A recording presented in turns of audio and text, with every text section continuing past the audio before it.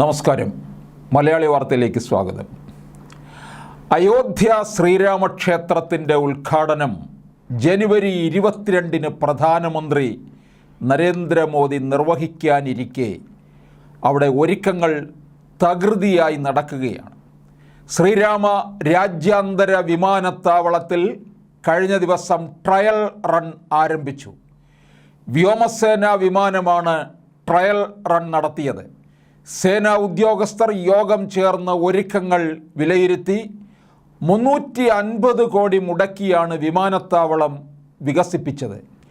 December 30-ന് പ്രധാനമന്ത്രി നരേന്ദ്രമോദി വിമാനത്താവളവും അയോധ്യയിലെ പുതിയ റെയിൽവേ സ്റ്റേഷനും ഉദ്ഘാടനം ചെയ്യും.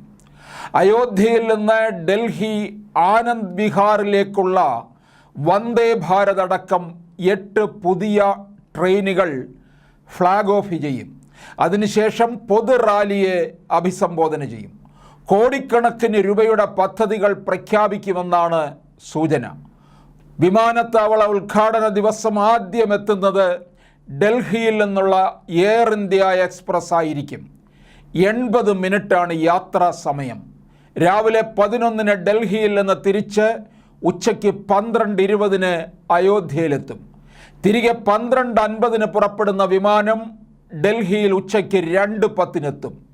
ജനുവരി 16 മുതൽ എയർ ഇന്ത്യ ദൈനംദിന സർവീസുകൾ ആരംഭിക്കും. ഡിസംബർ 30-ന് ഇൻഡിഗോ വിമാനവും സർവീസ് നടത്തും. ജനുവരി 6 മുതലാണ് ദിവസേനയുള്ള സർവീസ്.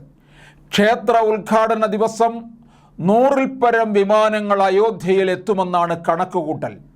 യോഗി ആദിത്യനാഥിൻ്റെ പ്രത്യേക നിർദ്ദേശങ്ങളും വന്നിട്ടുണ്ട്. ജനുവരി 22-ന് ക്ഷണിക്കപ്പെട്ടവർക്ക് ഉദ്യോഗസ്ഥർക്ക് മാത്രം അയോധ്യയിൽ പ്രവേശനം. ഉദ്ഘാടന ദിവസത്തെ മുഴുവൻ അഡ്വാൻസ് ബുക്കിങ്ങുകളും റദ്ദാക്കാൻ ഹോട്ടലുകൾക്ക് നിർദ്ദേശം. ഹോട്ടലുകളും ധർമ്മശാലകളും വിശ്വാസികളിൽ നിന്ന് മുറി വാടകയായി നിശ്ചിത നിരക്ക് മാത്രം ഈടാക്കണം. ഈ അവസരത്തിൽ ഉദ്ഘാടനത്തിന് ക്ഷണം ലഭിച്ചിട്ടില്ലെന്നാണ് യെച്ചൂരിയും ഉദ്ധവും അറിയിച്ചിരിക്കുന്നത്.